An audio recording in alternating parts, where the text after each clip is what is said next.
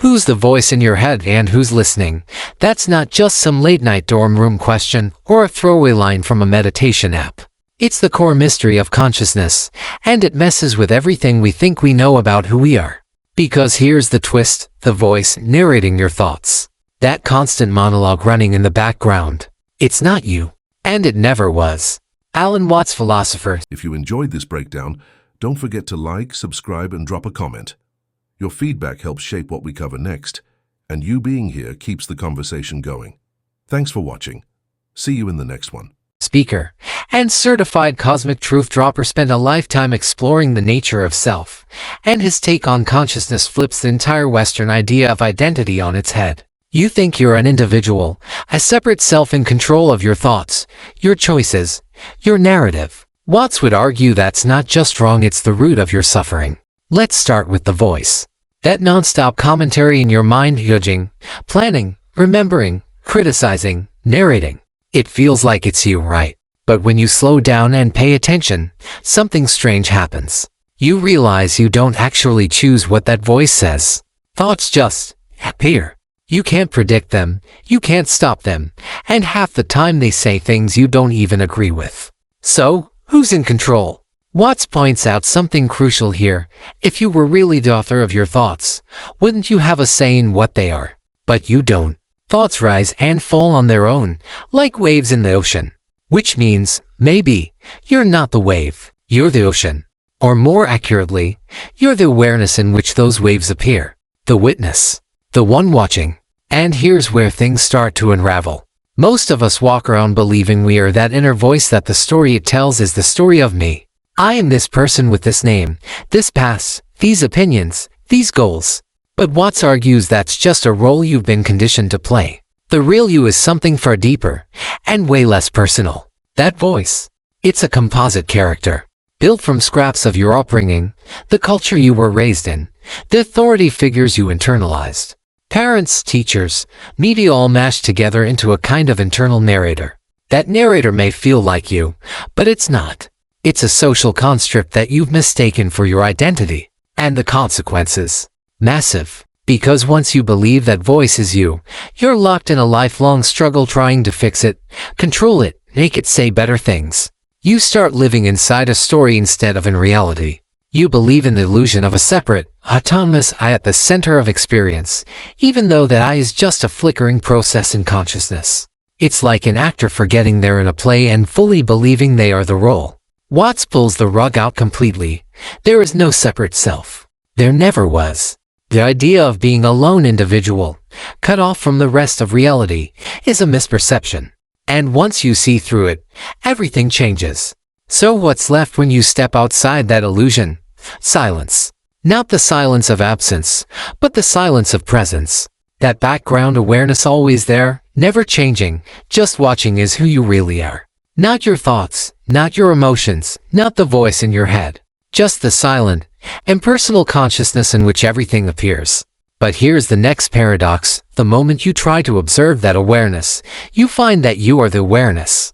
You can't look at it like an object. You are it. It's not something you can step outside of and analyze. It's what's doing the analyzing. And this is where Watts bridges East and West, bringing in insights from non-dual traditions like Advaita Vedanta and Zen Buddhism. These traditions don't see consciousness as something the brain produces. They see it as the fundamental reality, the very field in which the brain, body, and everything else arise. So instead of believing consciousness is inside you, it flips, you are inside consciousness. That shift wrecks the materialist view that your awareness is just a side effect of neurons firing in the brain. Watts invites you to consider that consciousness is not a byproduct. It's the baseline. Thoughts, emotions, sensations, they come and go. But awareness remains. Always. And that awareness, it's not yours. It's not personal. It's universal. Which means the whole concept of my consciousness or your consciousness is off. Consciousness isn't divided up into little boxes. It's one vast field, temporarily expressing itself in different forms. Like waves on the same ocean. From that perspective, every individual is just a temporary ripple in the infinite. That's where the illusion of separateness comes in. We think we're separate. We act like we're isolated bubbles floating through life. But we're not. We're all part of the same ocean of consciousness, forgetting intentionally, even playfully, that we're one. Watts compares it to a cosmic game of hide and seek. Consciousness hides itself in forms, pretends to be separate selves, just to rediscover itself again and again. The goal isn't to win the game, it's to play. Life becomes theater, a divine drama. And the only tragedy is forgetting that it's a performance. That realization doesn't mean you stop living or striving.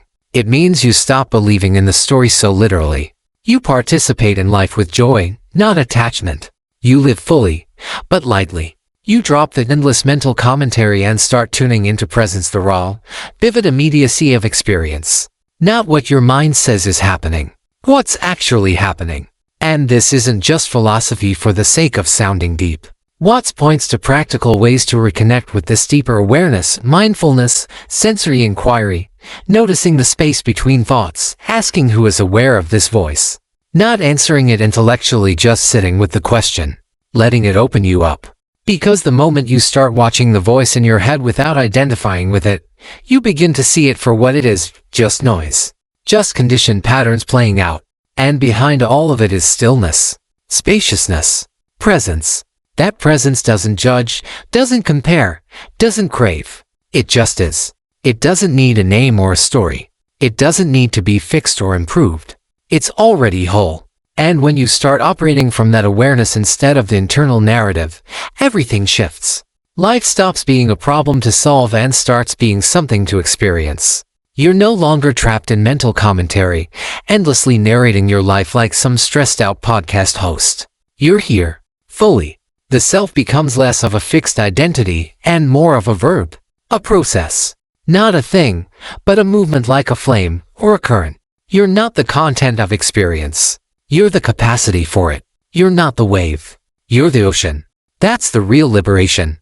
Not adding new thoughts or better affirmations. Letting go of the need to identify with thought at all. And in that letting go, you find something wild: peace. Not the kind that comes from getting everything right. The kind that comes from not needing to. Because the awareness you are was never broken. It doesn't need healing. It doesn't even need understanding. It just needs recognition. Watts puts it simply: we are what we seek. We're already it. The game is only pretending otherwise. And when you stop chasing some better version of your mind, some improved self, and just rest in awareness, there it is. The mystery, the silence, the presence. Not something far away. Not something to earn. Just this. So next time that inner voice starts up ranting, worrying, judging, pause. Don't fight it. Don't follow it. Just ask, who's listening?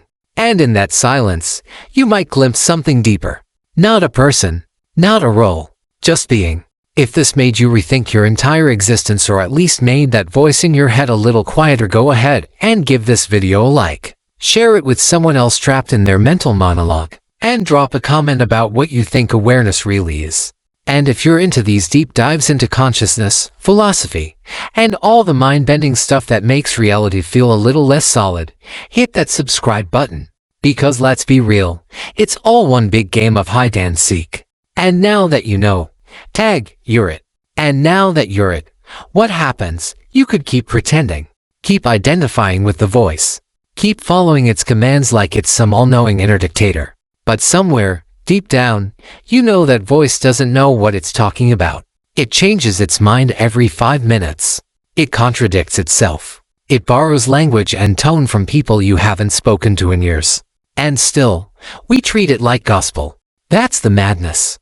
Alan Watts didn't say these things just to sound mystical. He said them because they expose a fundamental misunderstanding at the heart of how we live. We've confused the noise for the signal, the echo for the source. And it's not just a cute spiritual metaphor. It affects everything. Your stress, your relationships, your constant chasing of some future moment when everything will finally feel okay. Here's the truth. If you don't know who's speaking in your head, you'll spend your whole life trying to please them, trying to outrun their criticism, live up to their standards, dodge their paranoia. But once you realize they're not even real, that they're just stitched together voices of the past, the grip starts to loosen. And what replaces it? Not some big dramatic awakening.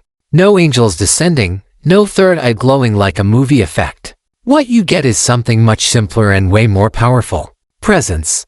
A clean, quiet recognition that this moment, just as it is, without commentary, is enough. That you, stripped of your mental branding, your opinions, your narrative arc, are already whole.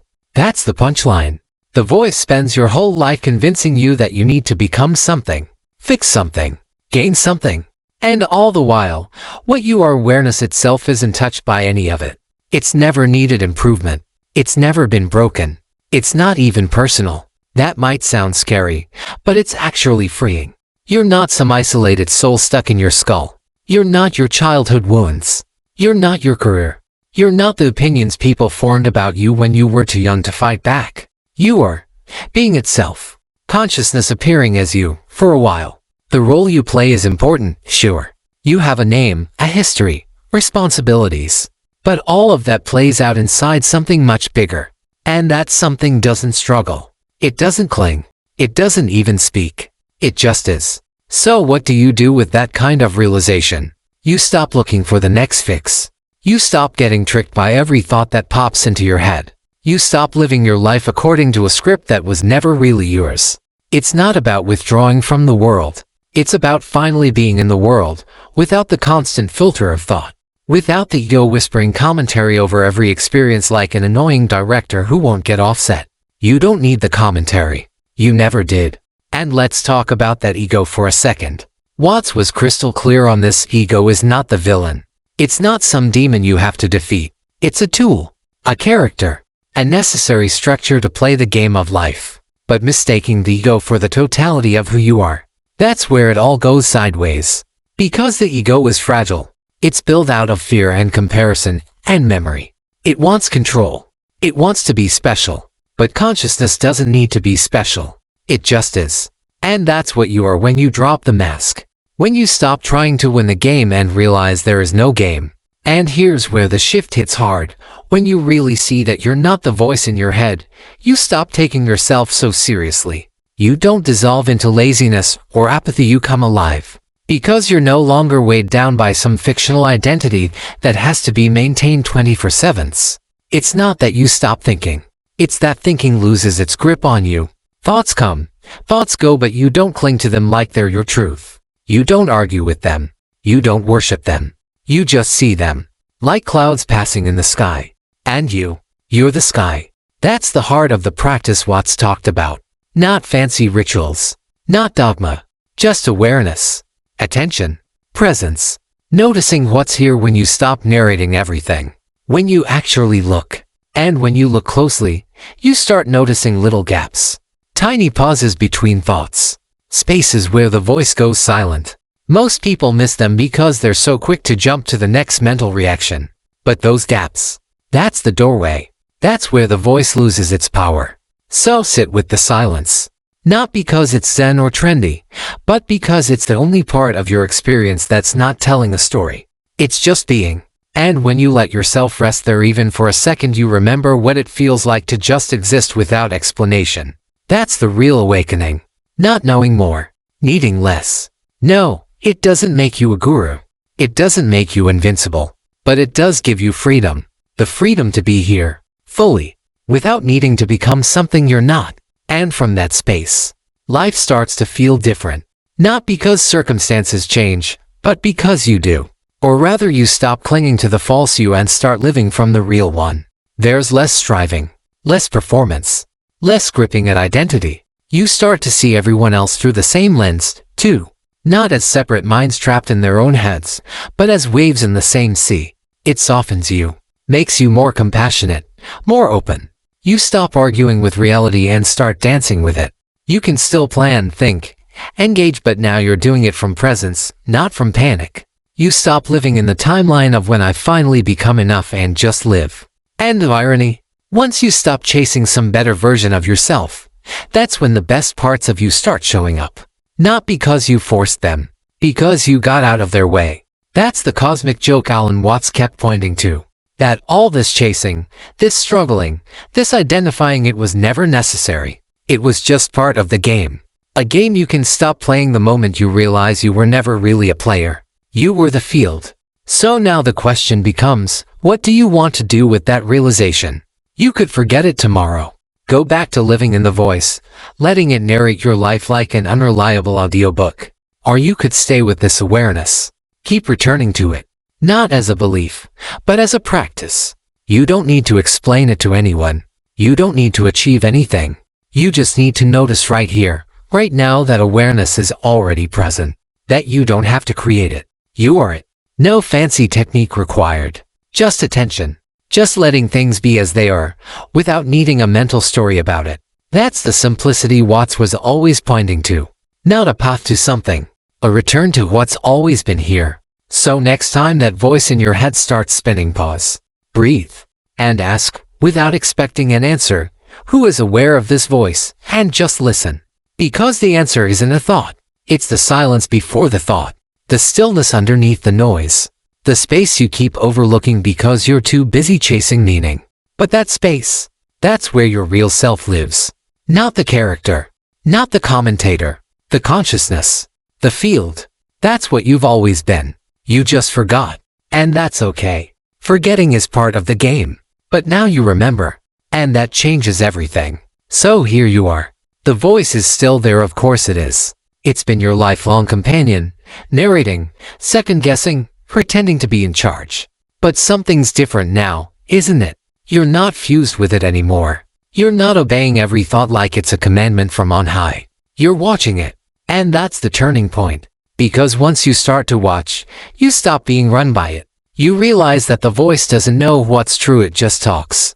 It reflects your fears, your conditioning, your culture, your memory. It mimics authority figures from your past, makes up fake arguments with people who aren't even in the room, critiques your every move like a broken record. But it's just noise. And underneath that noise, you start to notice something else, stillness. Not silence like the absence of sound, but a kind of quiet awareness. A presence that doesn't judge, doesn't analyze. It just is. And once you've tasted that even briefly, you can't unsee it. You realize, I'm not my mind. I'm not the story. I'm not the chatter. You're the one hearing it all. Alan Watts called this awareness the real you.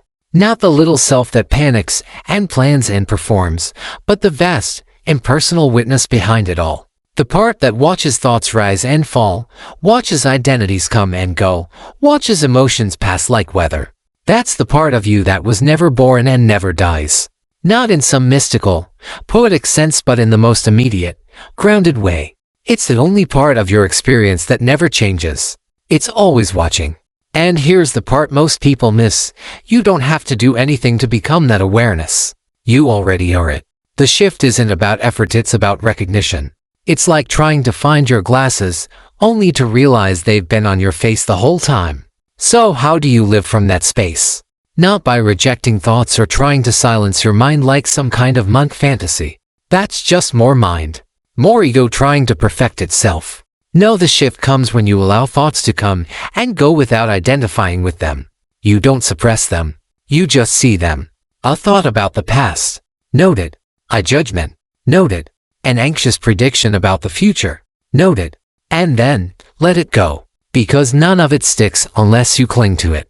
And that clinging, that's the illusion of the separate self, the little me that thinks it has to manage everything, fix everything, prove everything.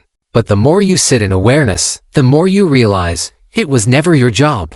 You're not the manager. You're the field in which all of this unfolds. If this helped cut through the static, hit like. Share it with someone whose inner narrator needs a fact check.